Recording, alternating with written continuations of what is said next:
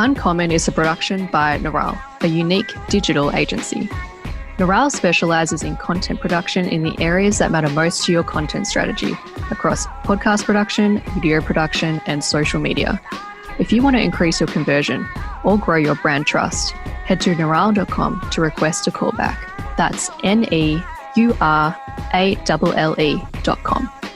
My name's Jordan Michaelides and I'm the host of Uncommon, a show that asks the why on business, current affairs, media and sport.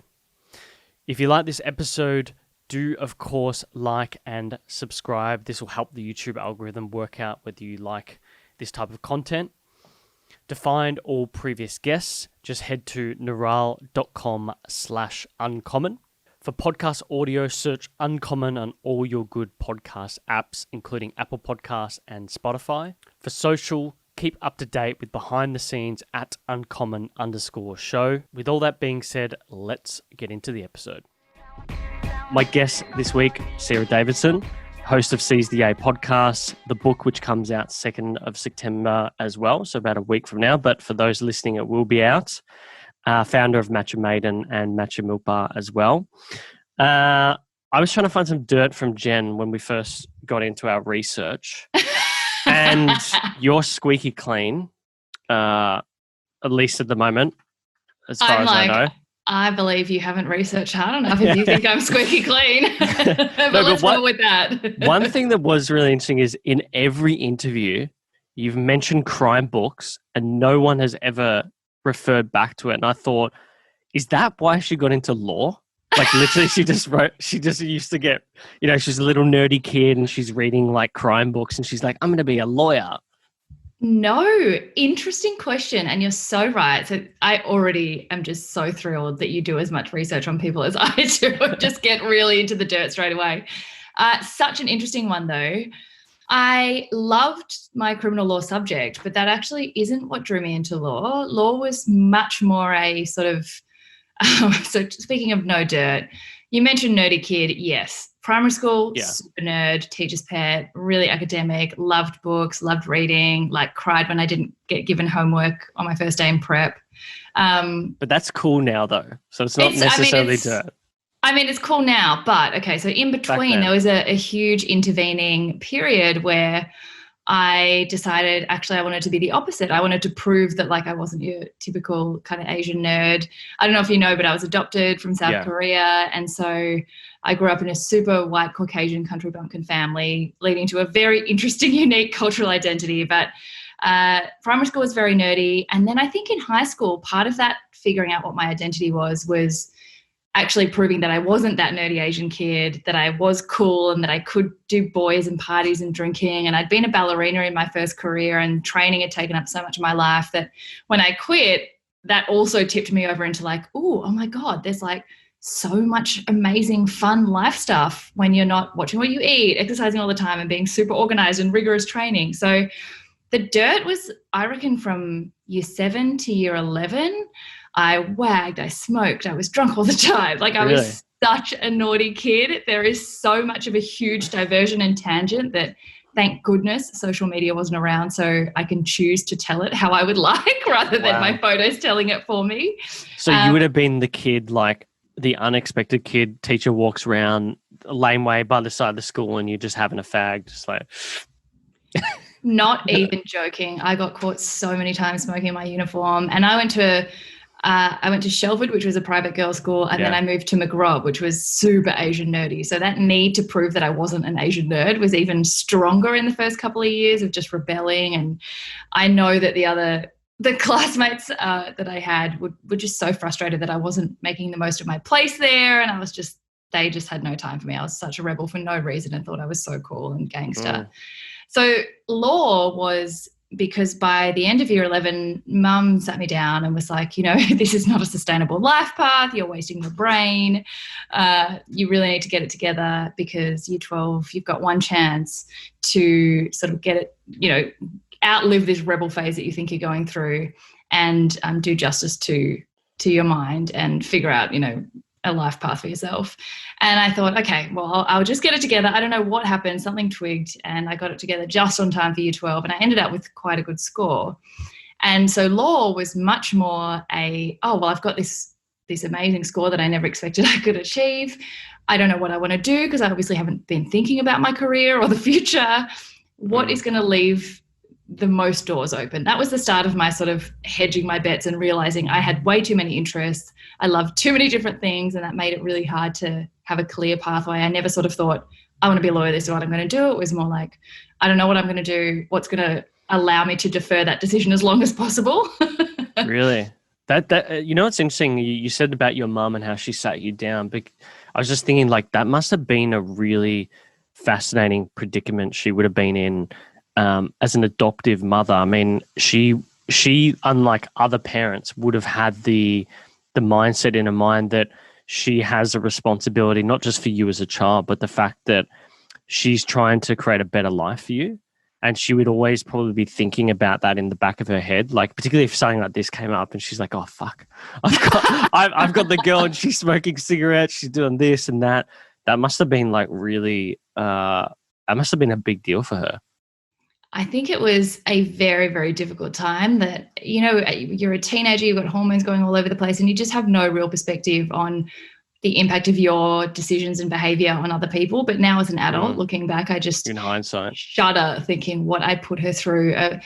Like now we know it had a happy ending and that I sort of came out the other end of that rebellious phase. But at the time, I mean, there were many times I think where she could have thought it was all over. Like I was just like a terrible kid who just lost sight of achievement and productivity. And I think why I've become so fascinated by sliding doors moments now in people's pathways and the weird tangents we go off on and how we lose who we are and we come back to it and all the different phases you need to go through to really figure out what your identity is. I think I'm so fascinated by it because I've been through that. I've been through you have. Super well adjusted as a younger child, not finding, we got bullied a lot. We had a lot of racism. We had a lot of people poking like questions at our family situation. And I was honestly never bothered by it. I got through the primary school years pretty unscathed and not really questioning it too much. But high school was obviously when I had my sort of moment of, I need to prove that I'm whatever. And particularly at Shelford as well. I mean, my sister went to Shelford. Really? Yeah, I think any private school which is pretty, played, you've got a bunch of ordinary kids coming from upper middle class families, it would have been unusual to them.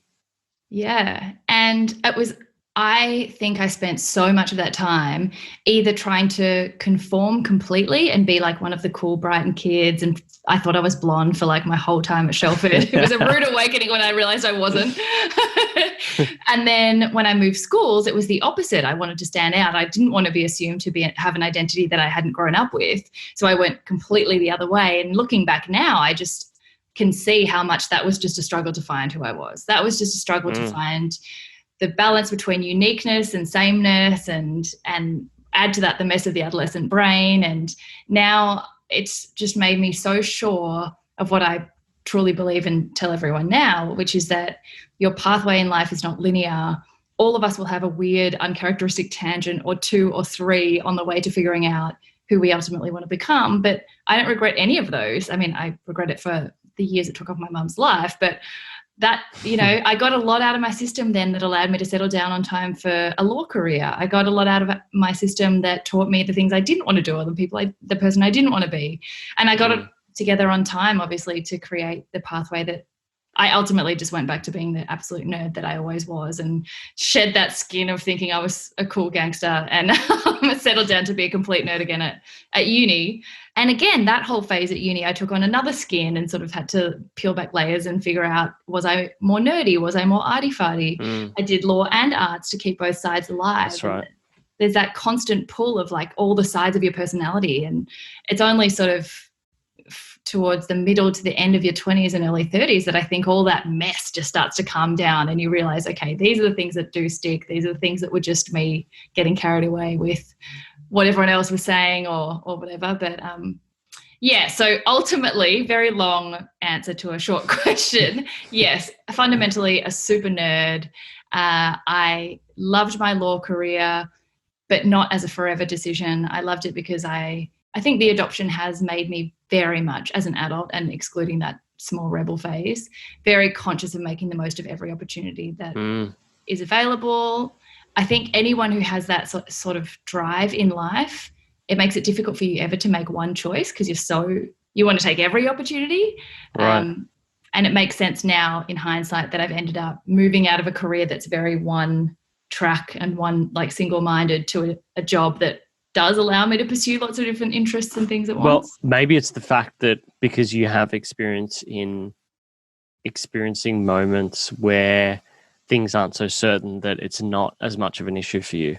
Like, had you been born in Australia with the same, let's say, conscientiousness and creativity that you currently have, I do wonder whether you had just continued pursuing law or if you'd gone down the business route knowing your own family history. I do wonder that. I mean, it's interesting to me because I've got a friend in Sydney that I worked with an old job. Her name's Sue. She's actually Korean as well, but she was adopted probably around the same age by a Belgian family. And she lived there and then she immigrated here with her partner probably 10 years ago. So I can't actually remember if she's a citizen or not by now, but you meet her and you realize like she's Aussie. Yeah. But it's really like you hear about her life story and you're like, fuck, you could write a book on this. Like it's just absolutely fascinating knowing what happened in Korea during that period of time. I think you're both about the same age.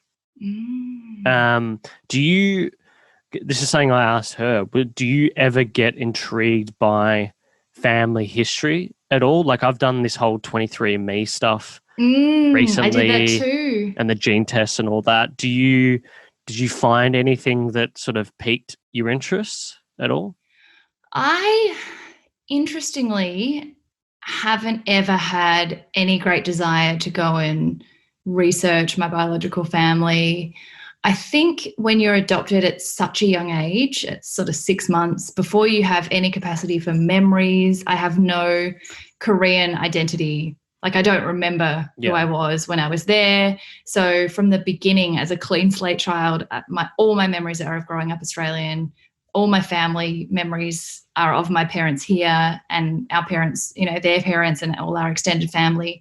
And the curiosity that I've had has been more around the 23andMe stuff, so medical history and things that you would want to look out for in your biological background more than culturally who's my family. And I know a lot of adoptees who haven't necessarily gotten along with their adoptive families feel a bit of a gap, and that's what drives their search for someone who they might have a deeper connection with. But because my family here is the only family I've known and we're incredibly close, I've never felt a gap. So there's never been a driver for that other than if you put my biological parents in a room next to me and said they're there, I'd be interested to go and open the door and talk to them. But because it was Korea in the 80s, there's no, digital records, the addresses, like the information they probably had in the beginning was scant, let alone after 30 years of pushing papers around. The actual process is so laborious as well that you've got to really want to find that person or to find your parents. And I'm not sure in a cross-cultural adoption as well, you have a language barrier. I'm not sure what it would necessarily achieve. You might find out something that you didn't want to know. If you do find out that you're prone to Parkinson's or something, like it's not 100% chance that you're going to get that. So does that information actually help you? There's like a small curiosity if it was an easy task, but I've never had a great yearning because my identity is all here. Yeah. And you're more, that is your story now. Yeah. Yeah. I mean, I found it interesting because I remember when you got married, as you watch influencers get married on Instagram, there's your brother and he was like quite visibly upset when he was walking you down the aisle. Is he your biological brother or were you both adopted as well? Why do you think that was such like an emotional moment for him? So we have what I think is a really beautiful story. We're not biological brother and sister, but we were both adopted from the same orphanage and through the same process from the late 80s to early 90s where a lot of Koreans were adopted to Australia. And so it's a blind process. My parents got allocated us without sort of knowing a lot of information about like the system, didn't know what my birthday was or whatever. And we're 4 years apart, but we have the same birthday. And Koreans, in the Buddhist belief, think that the child chooses the family, not the family chooses the child. So they believe that we were meant to grow up together. So even though we were born into different scenarios, like the stars sort of conspired to bring us together to live in the same family. And I think we've always lived that out, that we're completely opposite. Like, I am so overdriven and academic and curious. And even in my rebellious phase, I think it was still driven by an underlying curiosity about pushing myself to my limits, even though they weren't professional limits. I still had that sort of drive to just extend myself. And A-type personality. Yeah, like if I was going to be a rebel, I was going to excel at being a rebel. And even now, when I'm being a health person and I'm resting, I'm like, I'm going to be A+ at resting. Yeah. And I love travel. I love things that stretch my mind, and I've always want to, try new things. And I love discomfort. I seek that extension out. My brother's the opposite. He is such a comfort zone dude. Like, he's just so chill. If we've traveled a lot as a family, but if he never traveled again, like he's like, why would I leave the spot where all my stuff is that I like? Sounds like my brother. Yeah, like he's and a lot of people are like that. And he's taught me so much about your way to yay and your pathway being fundamentally different based on your composition, like the things that you're going to find interesting and the circumstances that you find fulfilling. So we've always lived very, very opposite pathways, but that has meant that we're such good siblings for each other, because we teach each other what the diametric opposite part of the population is interested in and likes, and we kind of push each other in each other's direction. He pushes me to be a little bit more like smell the roses, appreciate the small things, like stay at home and like enjoy the beautiful home that you have. And I push him to go and like do other things. But yeah, we're incredibly close. And I think he's a tradie. He's like super blokey, never shows emotion. But on my 21st, my 30th, and the wedding, he's cried. And I think it's like one time where all his emotions that he never sort of shows towards just our family and love, he gets overwhelmed, like everyone's there, and it was just such a momentous moment. And I think also it meant a lot to him because our parents had separated, and my dad didn't walk me down the aisle, and I asked him, and it was like such a big role for him to play, to be like giving his sister away. And his first tattoo when he was 18 was my name on his heart. Like, he came home and we were just like, what the fuck is that? So basically your brother is like a golden retriever just behind you. Yes. We're best friends in the weirdest way. Wow. And like, we piss each other off so much because we want such different things from life, and we kind of want to shake each other. Like, he's like, just fucking stay still for a minute. And I'm like, just get out of your routine. But it's beautiful when we do have those moments, because he doesn't show them that often. And I'm such a like emotional person that when I see his true love for us and like for the family, I'm like everyone. The first thing I saw when I walked down the aisle wasn't Nick standing there and all our family members. It was everyone bawling. Yeah. He was bawling. So everyone else is bawling. So I'm just like, hello, I'm the bride. Yeah, he really did. You're going to have to give him shit to the end of your days about that moment. So he realizes, like, because he really like stole the show initially in that video. It's quite amazing. Yeah. I've printed out all the photos of me walking down the aisle are me like, I'm getting married, and him like, yeah, pretty much. Yeah, but it's beautiful. It is. It's nice. I think my dad's very similar in that regard. He had a trade, but has run a business for decades now. And the last time I really saw him cry was probably my grandmother's funeral early last year. And it's a similar thing. They just can't hold on to it anymore. Like, they just don't know what to do with themselves, and it just comes out and they're embarrassed, and it's nice. It sounds bad to say it's nice, but it is, because it's like, oh, you're human. That's good. It's good to I think know. it's such a nice reminder that they have the capacity to feel that way. Even though they don't show it all the time, it's like once every 5 years if you show it, that reminds me. That's enough. That'll keep me going now for like a decade. That's good enough. You were speaking before about Shelford McRobb. I know you were, how's this for a rap sheet? Ducks at the school at McRobb. Bachelor of Law Arts at Monash, won a bunch of distinguished awards, including becoming a legal research assistant for the deputy director of the master's program. Then just casually walked into King and Wood Mallisons, focusing on commercial side. So I've worked with people like you on the M&A, PE funds, lawyers, having come from sort of investment banking, broking, and that area of finance. Speaks 3 languages, French, Italian, Chinese. I was doing these notes, and every time I do like the early years, I like to ask people like, "What's your insight?" But honestly, I just think I look at this and I go like, "What are you bad at?" Realistically, a lot of things. Okay, give us the rap sheet. Tennis. Yeah. Cannot play tennis. Surprisingly. A few small things. So we are such a perfect example of nature versus nurture. We're like a real-time experiment of like what's genetic and what's from your environment. Mm-hmm. Surprisingly, I'm great at golf. I'm Korean to my core. Like all famous golfing women are Korean. Yeah, if you think about it, they're either Japanese, Korean, or Chinese. Yeah. Some Chinese, but yeah, Japanese or Korean is sort of like the dominant group. Well, I think this is also why I love that you asked the question first, because most people go straight to sort of now, that A-type, like curious, high achieving, seizing the A, all that stuff. But I love that you went to my rebellious phase first, because it's a good reassurance to any mothers out there whose kids are playing up. Like it can all come together. They can eventually sort it out.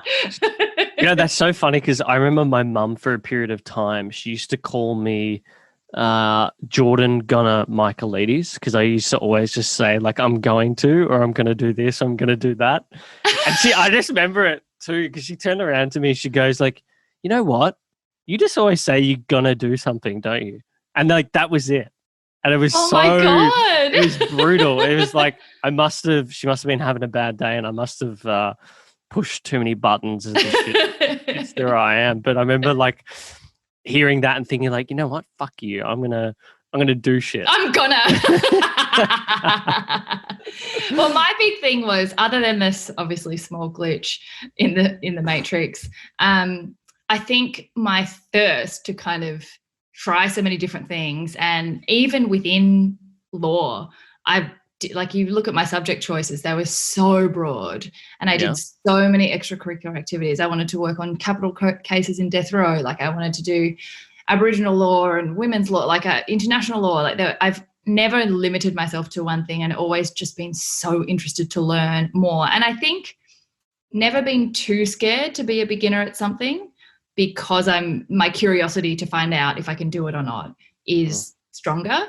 But in terms of the biggest thing that makes me not very good at is pacing myself and making definitive choices. Like if I could just never make a decision and never eliminate any possibility and do every career ever, if I physically had the capacity to do that, I'd probably do that. Yeah. Because I have no ability to pace myself, no ability to slow down. I'm terrible at practicing what I preach on self-care and smelling the roses and slowing down. Like I think that's probably what I'm worst at.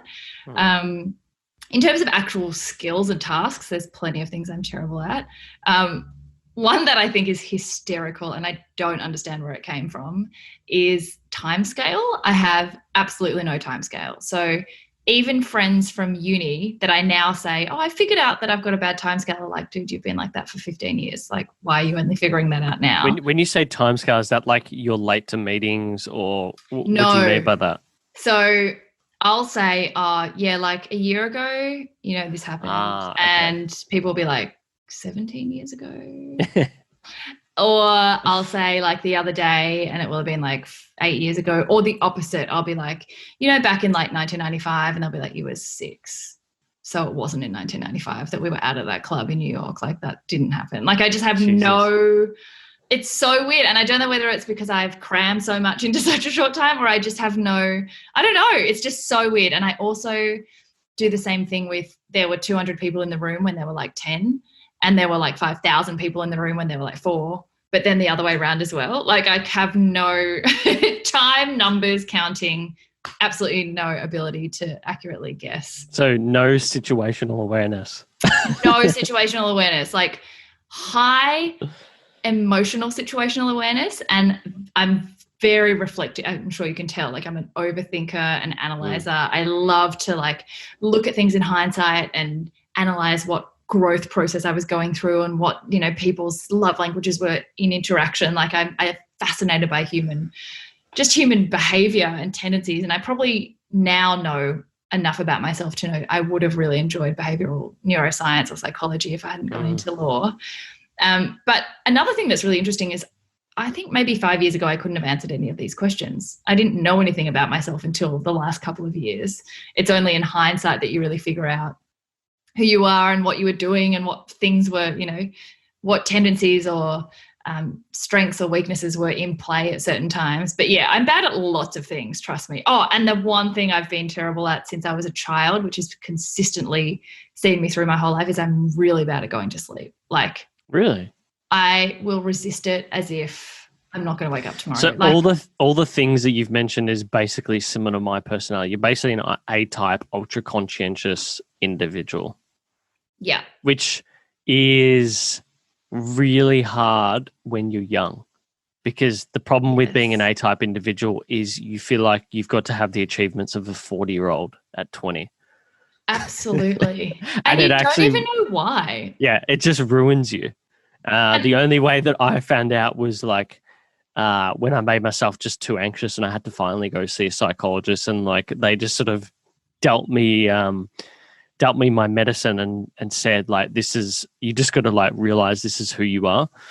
And there's certain things like that. The sleeping thing is like an issue for me as well. I don't know if you found this with the lockdown. Like my sleeping patterns are sort of all over, but I can get to sleep every night if I read for about an hour before bed. It's like the only thing that, and it's good because it's something that I consistently do. I have consistently done for like 2-3 years. But if I don't do that, I can't sleep at all. Yeah, that's so interesting. I think people like us who do get so much out of the daytime, like we love the productivity and action and learning of the day. It's very hard to switch off and sacrifice hours of the day to sleep.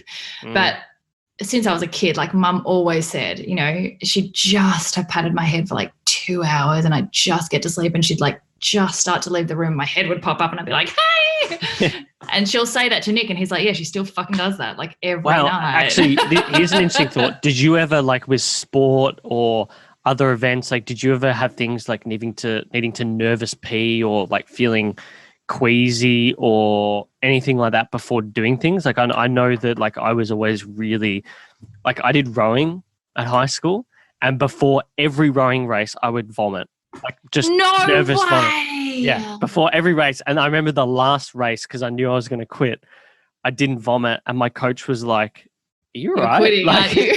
what's going on here?" And then like 2 weeks later, I'm not coming back to rowing next season. Oh, no way. So yeah, did you ever have anything like that?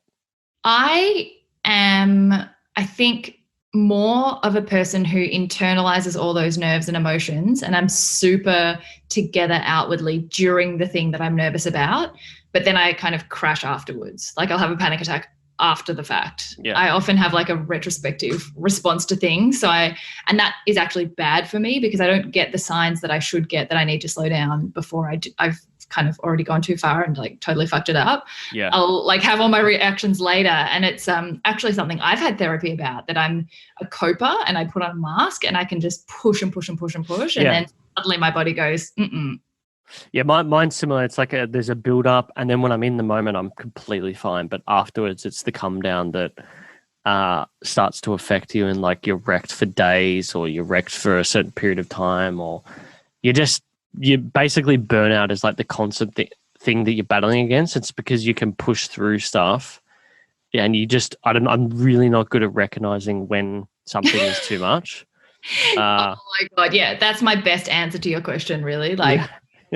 That. I'm like very, very lucky that I can be not amazing, but proficient at a lot of different things.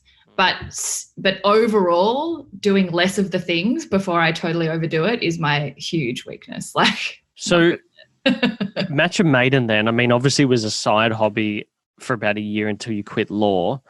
You're growing up in this Anglo-Saxon family. They don't really give a shit about whether you continue going with law or not. You've rationalized it to like, okay, I can come back to this anytime, which is a good point. And I had a similar thing because I did accounting, banking, and finance, and I went into. My dad was like, "You've got to be in a like typical Greek, like you got to be a profession, you know, you got to do accounting or law or this banking or whatever." For me, it was like really liberating to eventually say, like, "Fuck this, I'm not doing this area of work." And I had a guy that I worked with that had a similar personality, and we're still really good friends with to this day. Had the same thing. It's just like it dampens the creative element of your personality, but you're always battling with like some voice in the back of your head that you got to keep doing this thing. I was just curious, like when was the aha moment when you realized you could sort of prove people wrong that actually it was the better choice? Yeah, that's a really interesting question, and I'm not even sure I could pick a particular moment. Like, I think it's beautifully simplistic and wonderful that to have an aha moment. I'm not sure that I did in that regard, in terms of the actual moment of liberation from the metrics and standards that I held myself to before versus showing that I could actually do whatever I wanted and still earn more than I earned at the law firm. I think it was a gradual process of really, it was very hard. And as you said, like it's very hard to let go of the ladder and the values that you've held yourself to for all this time, and that everyone around you thinks that promotions and, you know, all the things that you aspire to for so long. I don't think I even knew that I didn't care about them. Like you get so blinded by the gratification of productivity and other people thinking that you have an objectively successful life. And it does feel good to, you know, go to it does. It feels really nice to go to a job that's respectable and that has a clear pathway and that you feel like you're progressing and you're learning. And I think that's almost why it's so dangerous, because you don't even notice that in that process a whole side of your personality, and maybe even the dominant side of your personality, is just getting stifled slowly. Well, whose gratification were you looking for? Interestingly, for me, I didn't have the parental gratification thing that a lot of other Asians might have in terms of the tiger parents who have those expectations. And that's, again, why I get even more confused, because I'm like, I was just trying to trick myself. Like, it wasn't even my parent. There was no external pressure. It was just me thinking, this is respectable. This is a good pathway. This is stable. I'm creating a future for myself. And it was a wonderful future for myself. I don't think I even would have hated it if I continued. It was more that slowly, as Matcha began to grow and as my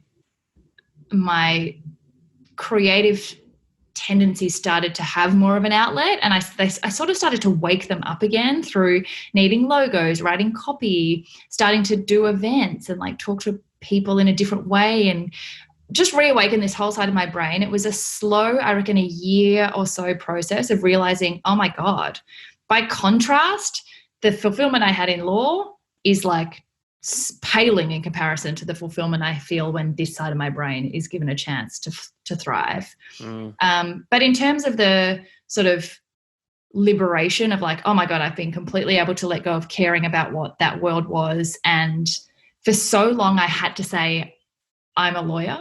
Like I had to tell people I've got a business, but I'm a lawyer. Like I still held on to that title for a long time. It sounds like you were gratifying your identity then. Yeah, I think so.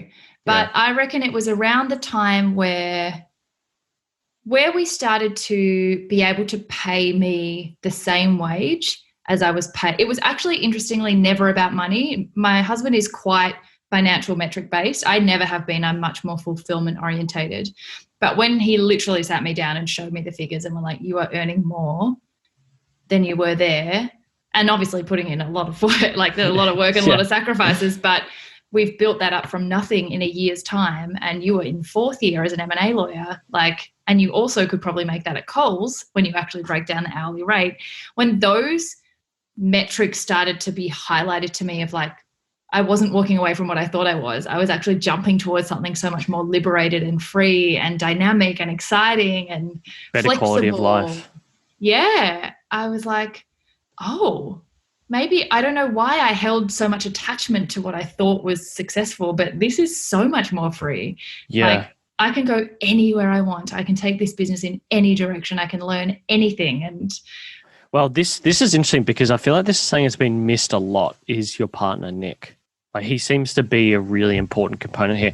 I'm going to say just on Matcha Maiden, Matcha Mylkbar, we'll come back to the diesel investment, but I really think if people want to dig into the early years and things like how did you discover the powder, go back, listen to James Harrison's episode with you. It's really good for digging into that sort of stuff.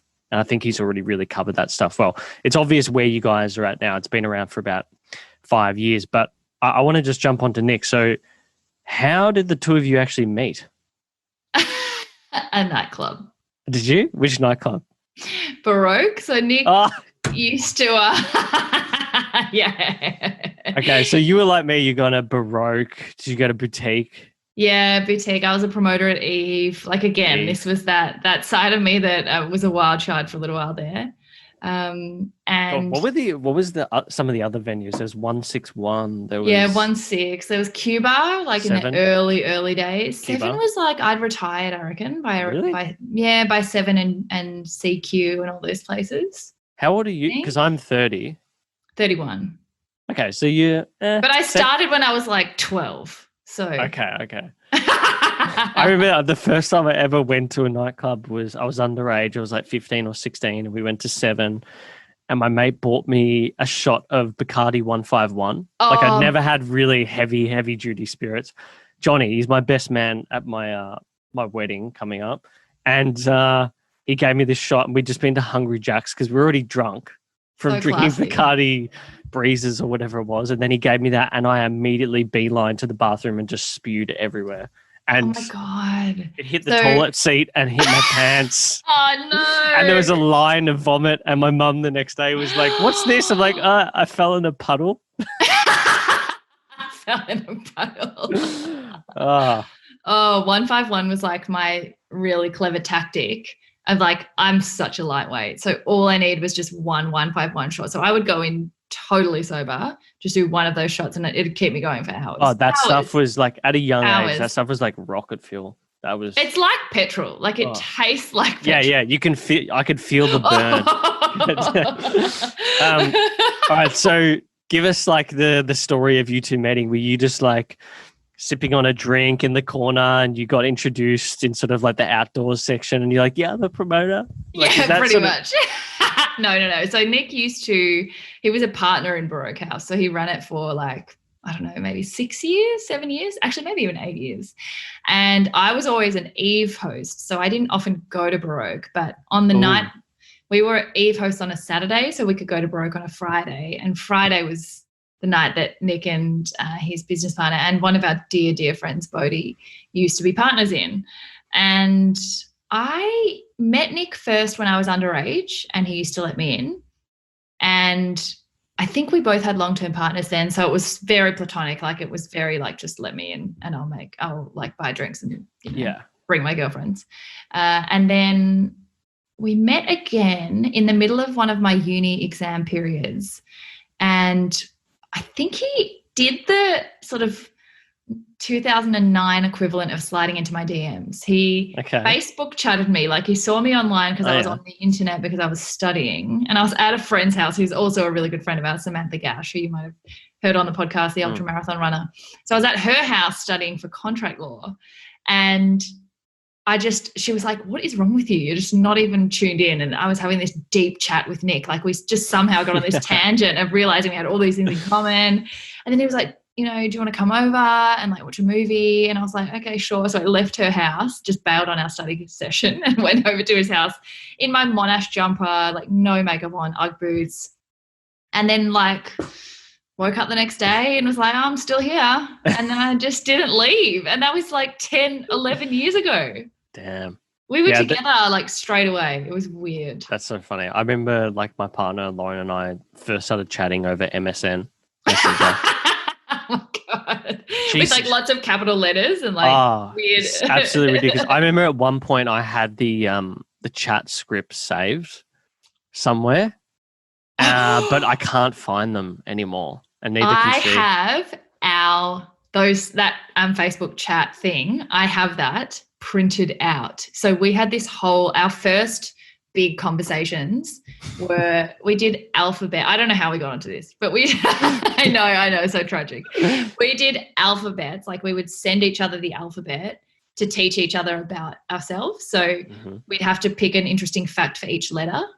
And like we change the alphabet back and forth. And like I've got them all printed out in this book that on the wedding night I got them out. That's fucking gold. Yeah, I've got to really, really look into that. Like that, surely there has to be something where you can like go back into the MSN chat, like history records or some shit like that. If you've got like a Microsoft account or whatever it's connected to, it'd be saved somewhere. Like I'm sure you can dig it out, but like. Because it's been so long, I don't know how long you guys have been together, but I have not been single right? So same. Yeah. We haven't been single like during the rise of the apps. Like I don't know how to flirt. So I don't know. I have no game. Have you had this conversation where you're like, we had this chat like even like a week or so ago because we saw like I always talk to my best man about like being single now, and he talks about like Tinder and how. It's just it doesn't sound enjoyable at all. It doesn't sound unique, or it sounds really robotic, to be honest. It sounds fucking awful. And we were just like, Lauren and I were like strategizing, like what would you do to find, because you know, like you've got Tinder. It's not deemed as appropriate anymore to sort of go up and chat to people at bars and stuff. Well, we've got COVID going on, right? So you can't really do that for another year. Maybe extracurricular activities, like maybe you meet someone at a gym, but like and friendship groups, obviously. But like what would you do? It sounds horrible. I keep saying to Nick, I'm like, you can rest assured that I'm sticking with this because I love you a little bit, but like more so because I'm petrified of how I would be single. But like if you did go back and read them, it is so hysterical but also cringeworthy. So cringe, yeah. To read yourself flirting and be like, did I think that was sexy? Yeah, I thought. I think that would work? My whole shtick was like, because I was doing some like fashion sort of like, what are those units? They're not VCE, but they're sort of like, they call them like vet subjects or something like that. Yeah. So like I was doing this fashion textiles thing because I thought I wanted to be a tailor, and like I had this whole like internship lined up at Rush magazine. Oh my God. I remember like I would talk about it to all the girls because it was like, yeah, this is my whole thing, right? This is how I'll get in for a date or whatever.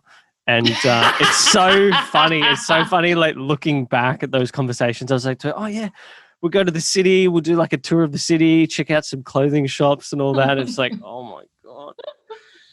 The cringe is so hard. I just, but I would like to find it. It would be nice. But what I got to ask you about Nick is, what has he taught you that no one else could? Everything. He is, I think a lot of people who have done a similar shift to you and I from a very planned out, risk averse, certainty based career. The big question is, how did you increase your risk appetite? How did you drop that need for certainty and unlearn? My whole job was so attuned to perfection that I was paid to move dot points around. There was that level of like granularity of perfection. And the big influence on me to making me more open-minded to uncertainty and feeling like a beginner and taking risks and the whole done is better than perfect mentality that now is such a big part of who I am and what I do was from him, because he was always an entrepreneur. He loves to say he's never had a job. He was an international athlete, so his whole childhood was taken up by similar, I think with ballet, that's why we have such similar early lives of like discipline and regimented self-management. And then we both had this huge rebellious phase in the middle where we met and then settled back down again. But he then just kept pivoting into self-teaching and building a digital agency. And his, his method is the definition of entrepreneurship, is just learning new skills and filling gaps with them. And because he's always had to make his own living and he's always faced that uncertainty of where your next paycheck is coming from, he never had the comparison of a stable wage to compare it to. So he's like, risk is fine. Like, it's healthy. And what's the worst that can happen? You refine the idea until it works again and you try again. Like, it's not a big deal. And having that in your ear all the time is such an antidote to what my natural reflexes were, which was, oh no, but it's not perfect. Oh, we haven't beta tested it with 5,000 people. Like, if it was left to me, I would never have launched Matcha because it wasn't perfect. The copy hadn't been 10 times approved by 55 different people in a hierarchy of superiors. I was so not in the right headspace to transition. And it was his constant reminder and support and his mentality kind of seeping into my work that really helped me change my whole approach to life. I remember you mentioned on James's episode that you guys were talking about planning on having a family later this year, and my initial or immediate thought was babies when. What? Was babies when? Which I'm sure you get a lot of, having been married for. Have you been married for a year yet? Almost. Okay. End of October.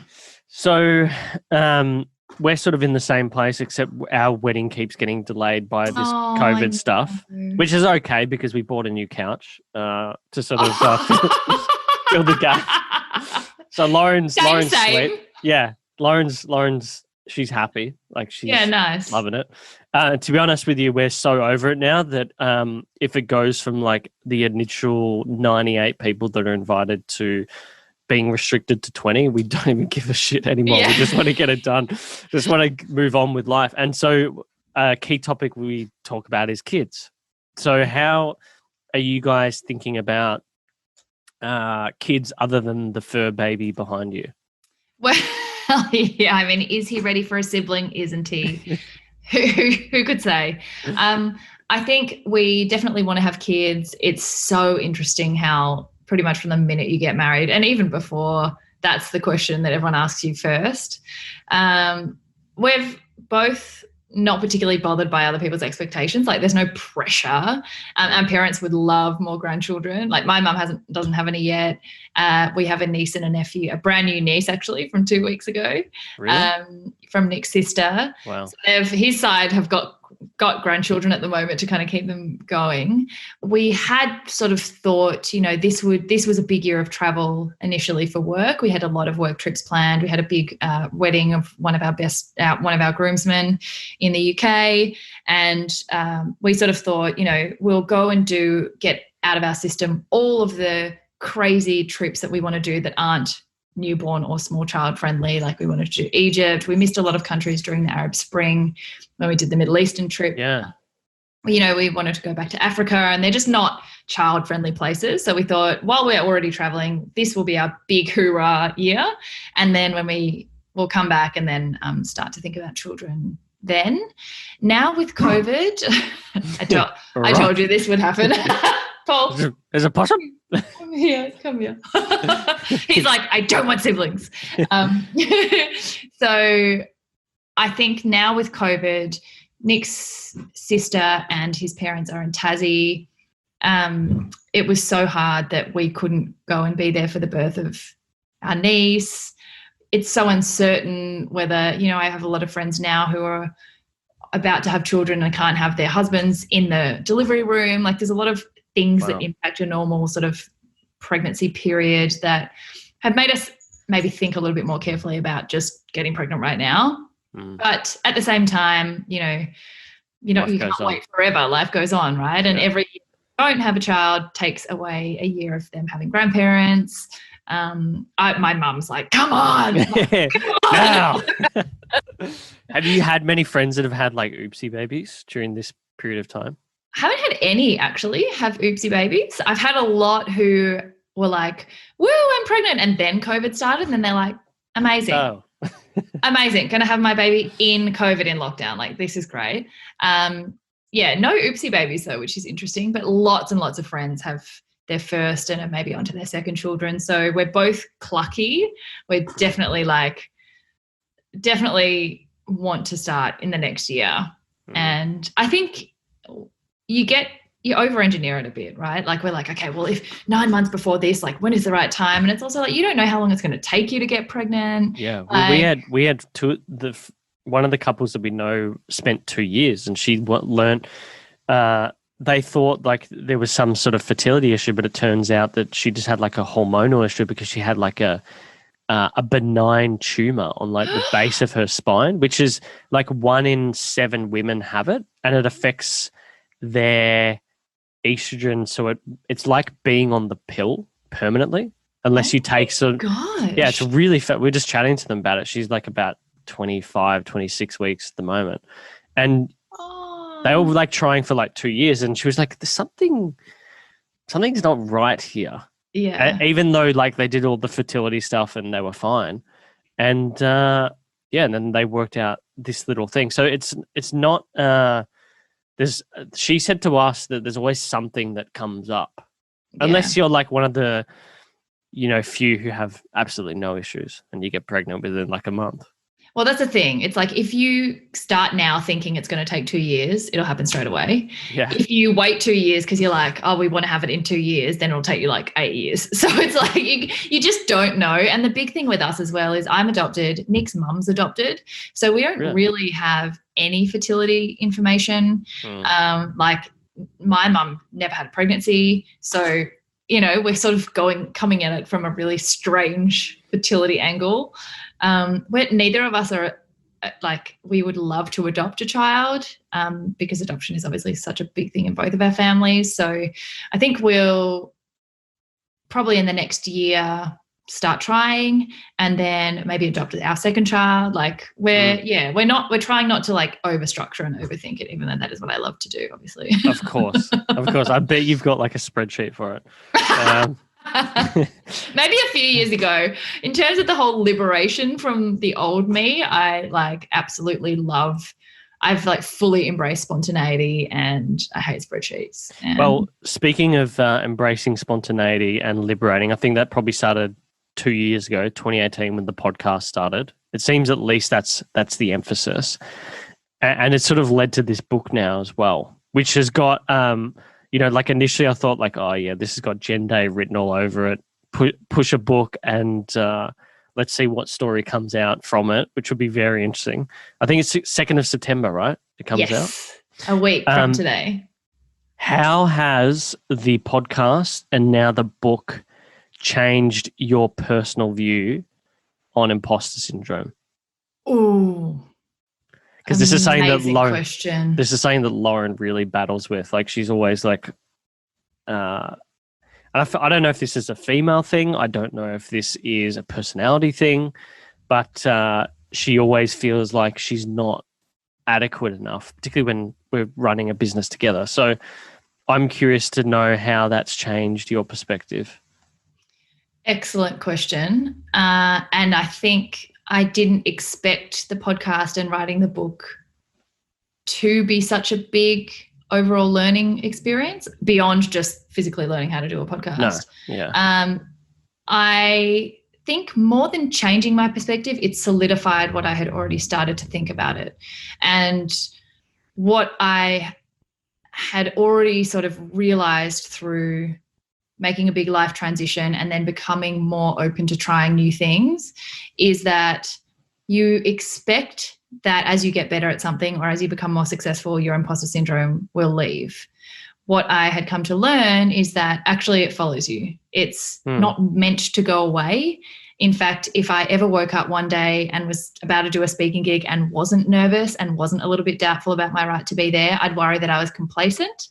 I think it's an incredibly useful thing if you know how to channel it and you let your imposter syndrome remind you that you're invested, you care about this, you're going to do a good job.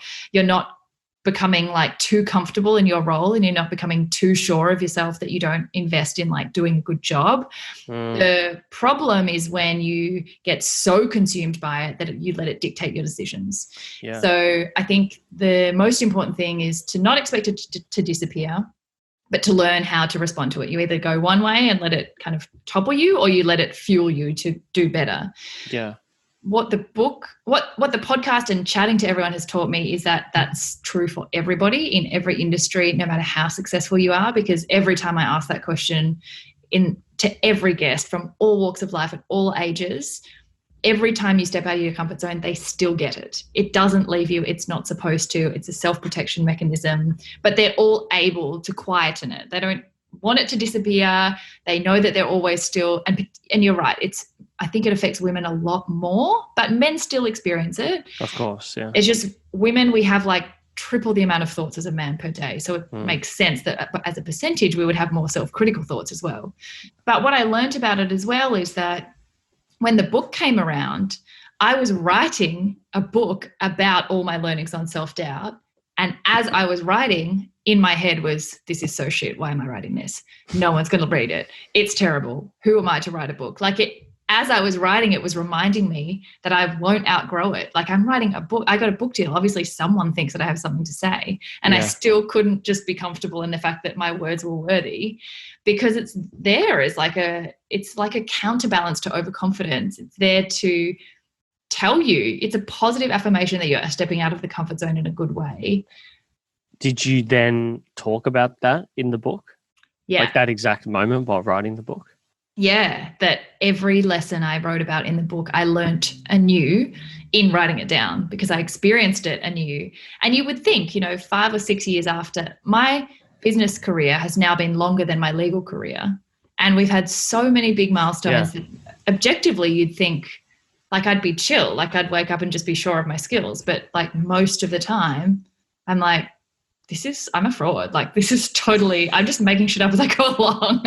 Yeah, this is I definitely think it's a thing that affects females more, because on average, not all, but on average, females are more agreeable than males. And this is something that has helped Lauren and I together, because I'm very disagreeable, coming from a very outspoken Greek family.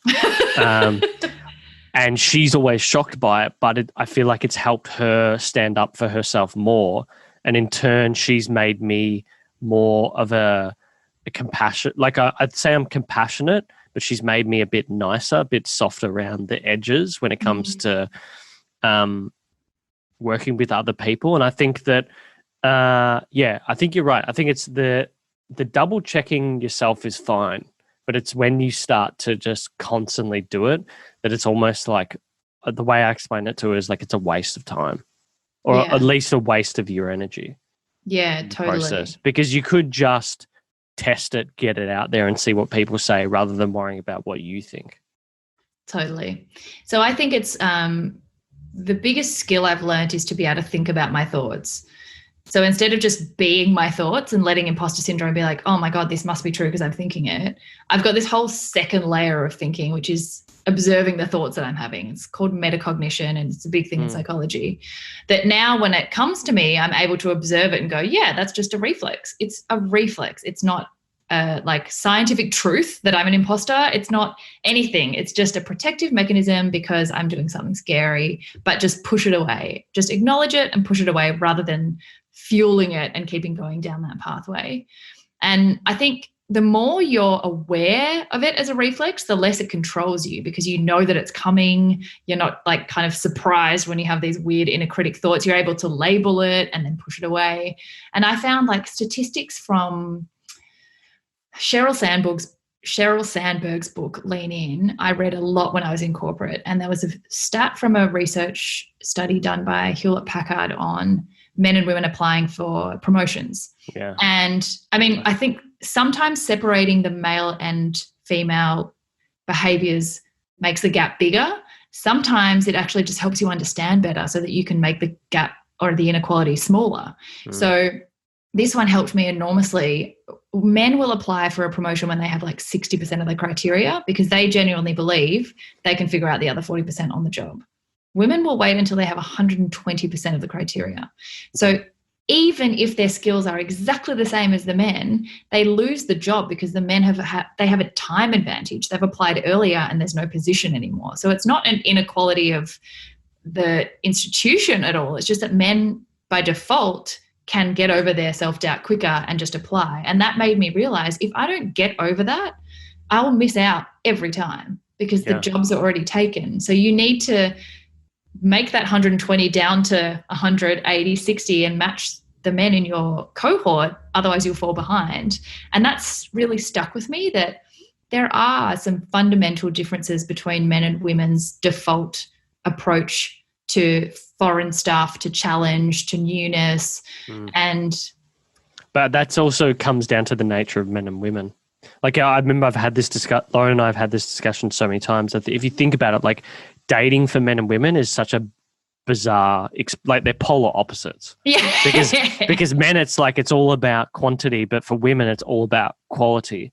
But there are reasons for that biologically, and so you've just got to be aware of that fact and realize that just like anxiety, a lot of the things don't apply in the modern world, but that is your biology, and you've got to get used to it.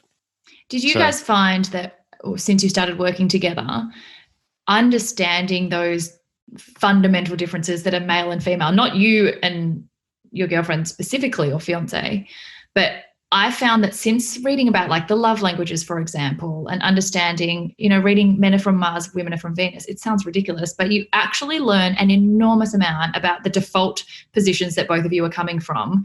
And it helps you find a middle ground because you understand that, for example, when I've lost it, we've had a failure, or I'm just like lamenting something and stressing and whatever. If Nick comes and tries to say straight away, this is how you fix it, he's not dismissing that I'm having an emotional response. He's just trying to, that's his way. Yeah. Trying to solve problems is his way of showing love. And I would find for ages, I was like, why do you always fucking shut my ideas down? Like if I have a great idea and the first thing you always say is, oh, what about that problem? I think you're being an asshole. He thinks he's being caring because he's showing me how to make it better. Yeah. And those small things that used to cause so many arguments, once you understand them and you understand your communication differences, it opens up this whole new world of you guys being able to achieve stuff together. Yeah, 100%. I think the idea, there's been this whole idea that men and women are the same for a few years now. We've never ever believed that fact, like through just living life. And there's so many examples of that, like what you just spoke about. I just read a book called Come As You Are by Emily Nagoski. And it's just about, it's basically about the science of sex. And it's really fascinating because it talks about how they basically know that sex drive is not a thing, and there are large differences between men and women, but that it's actually not a singular thing that defines whether you've got a sex drive or not. It's actually a polar system where there's a brake and an accelerator. That's really interesting. But that in and of itself, just one book in and of itself just highlights that, I think. And we've always believed that, the two of us. And it just means that you have to get better at debating certain topics. I think one thing that I've been able to do well is I will always, if an argument or a debate is getting heated, I'll just say, let's come back to this in 15, 20 minutes. And we both realize that it's most of the time it's like, what's the point of this? Sometimes you can argue over should this cup go on the left side or the right side of the cupboard? And in the moment, you're just like, this is such an important argument, but it is not. The cup represents so many things. Oh, it's just and then you start reading into it this, the fact that you don't like the cup this way or that way. Yeah. So yeah, I would totally agree with that. I'm realizing we're about to it's just on 12:15. I want to jump into some rapid fire questions, but I got to ask about coronavirus. Yes. How do you think you've applied some of the principles in the book during the stage 4 period? Oh my gosh, such a juicy question. I think the biggest one has been that my whole transition over the past few years couldn't have prepared me better for being isolated. So I've learned how to strip back productivity, achievement, and my external world from my worth. Whereas before, my whole identity was wrapped up in that. Now I'm comfortable in myself, regardless of whether I'm achieving or not. I mean, not all the time, of course, but I'm a lot better at it because I've been able to sort of strip back the lawyer title, strip back those social milestones that I was kicking, strip back the titles and prestige and figure out who I was separately to that. Figure out who I was when the businesses were failing or having a tough time. Figure out who I was when I had a complete breakdown and I couldn't work. You know, I've been through so much stuff that taught me how to be a bit more still and still find worth in myself when I'm not just constantly achieving. And I think it also has made me go from someone who craved certainty and planning and had a 5, 10, 15-year plan and probably knew, you know, where I'd be when I was 60. Like I would be in the same office, you know, just a little bit more wrinkled and stressed and, you know, but doing the same stuff, to getting used to an environment where nothing is certain and exploiting that and appreciating that as an opportunity. Like now I say, when nothing is certain, anything is possible. It's the most exciting basis to move from. Is if you're too planned, you exclude the possibility of any other better plan. But when it's uncertain, it means you can be anyone you want. You can strip back at everything and everyone is starting from kind of an even playing field. And I genuinely feel for the people who have never had to be still with themselves outside of busy, because busy makes you feel like you're participating in society. It makes you feel like you're happy with yourself and you've got a purpose. When you're sitting at home doing nothing and not doing the normal things that make you feel like you, if it's the first time, it's terrible. It's enormously confronting. Yeah. And I've just felt so grateful that the business journey has given us a bit of a head start to working from home isn't foreign. Sitting in our stillness isn't foreign. Being uncertain about our jobs isn't foreign. You know, all of the big markers of isolation are something our jobs are like every day. Yeah. And pivoting isn't foreign. So figuring out other ways to work that, you know, you didn't have to do before, that's all something we've had a big head start on, I think. And I think this period in particular is, I don't know, I feel like it is devastating, but for people who with the right mindset, it will be one of the greatest opportunities of the next 30 years of your life. Absolutely. So I think about that a lot at the moment, because when things get tough, it means that other people are finding it tough and other people are breaking a bit earlier than you are. That just is probably the competitive nature in myself. But anyway, all right. Rapid fire questions to finish off. What does the morning and evening routine look like at the moment? Oh, morning is meditate first thing for 10 to 20 minutes. I do Vedic meditation. Absolute game changer for my anxiety. And then I used to go out for breakfast every single day. It was like my one vice that helps me set up my routine, get across my emails and the schedule for the day.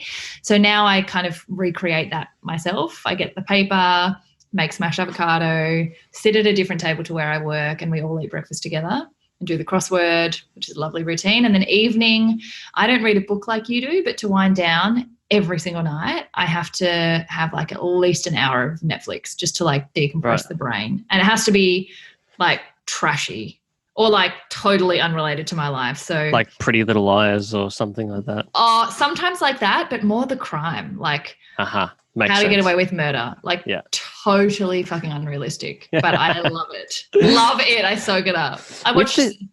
Sorry. No, you go. I was going to say I watched Zero Dark 30 last night because I freaking love war movies. I've seen it so many times, but I just was like, my brain needs to be totally absorbed in an operation, and like I loved it. Yeah, I was going to say, you've mentioned that a few times. I'm obsessed. Me and my dad are obsessed with like war history. I was wondering if you listened to.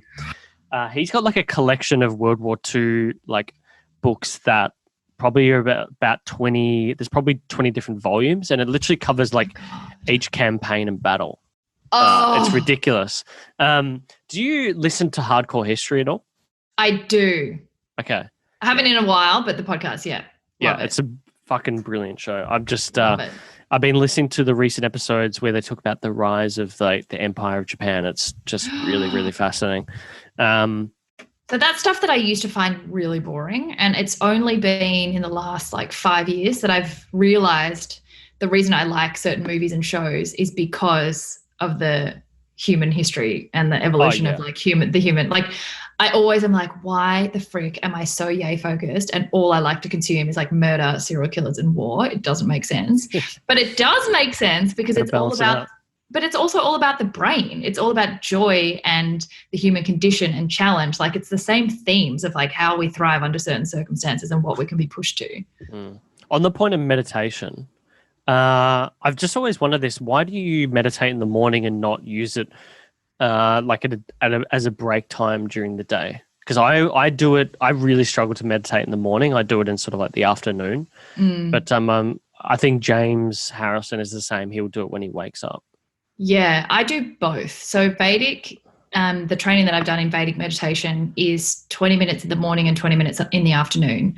So at any one time, like the morning is setting up your brain, like it's setting your alpha waves and your kind of mode, allowing you to wake up into the day, get in touch with your senses before you start the day, rather than going straight to your phone or straight to action, which kind of sets up your day in like a jolt of energy. But then it does also... you're meant to meditate again at 3 or 4 o'clock to give yourself that sort of reset in the middle of the day or before you finish work or whatever it is. But yeah, you're meant to follow it up with a 20-minute in the afternoon so that at any one time you're close to your next meditation so that your brain can never get too far ahead of yourself without you pulling it back. Okay. But it's a twice a day practice. If I only did one, I probably would do it in the afternoon. Last question for you. If you had to pick an item, $200 or less, that you bought before or during this period that you've used a lot, and it could be for you, could be for Nick, could be for the dog, could be for the business, anything at all, what would it be? That I keep or? Just that you use, anything. Oh, could be a subscription. Oh, man. Like for me recently, it was a subscription to Binge and we watched Succession. Just being obsessed with media, and Succession is like, honestly, probably will take over Game of Thrones as like the TV show. Yeah. Okay, so mine would probably be not a particular item, but my loyalty card at Jeffrey's Books up the street, like local to us. Not at the moment, unfortunately, in stage 4 they had to close, but in stage 3, so pretty much from March, my indulgence was I'm not a big drinker. I'm not really a big fashionista either.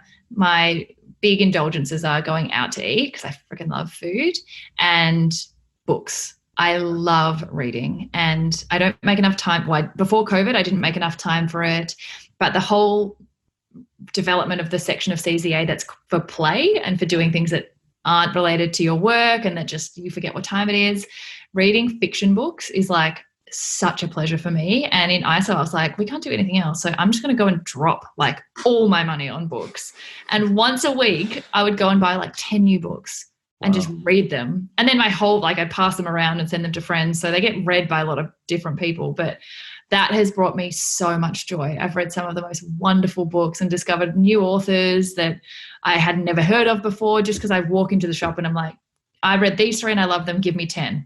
And the shop assistants will like say, well, these are blah, blah, blah. And I've read all these things I would never have chosen based on the synopsis or whatever, but they've been some of the best books I've read and I love it. I would agree with that. I've actually found that apart from a few TV shows, we've been incredibly bored watching things on TV. So I've just been like, I read, but now we've been really reading. I feel like I'm reading a book every half a week at the moment. It's ridiculous. Yeah. Sarah, thanks for coming on. Where can people find you on the interwebs? Everywhere. I live there. CCA podcast, Spoonful of Sarah on Instagram or CZA on Instagram. Pretty much every of the Matcha Instagrams and emails, they all come to me directly. I spend a lot of time answering messages. Really? But you can get me anywhere, really. I'm like infinitely accessible. Okay. Sarah, thanks for coming on. Thank you so much for having me. This was a delight. Thank you so much for watching Uncommon and this week's episode. If you like it, smash that like button. If you want to keep up to date with what we're doing, please do subscribe. We would love that. We'd love to build this audience that we're growing here of uncommoners. If you want to keep up to date with audio, you can search for us on all of your good podcast apps. It's Uncommon or Uncommon Show will typically find us. For social, you want to see behind the scenes this amazing studio that I'm sitting in, just search at uncommon_show. And everything will be there, including our weekly promos. But look, thanks so much for stopping by. Until next time, thanks for watching.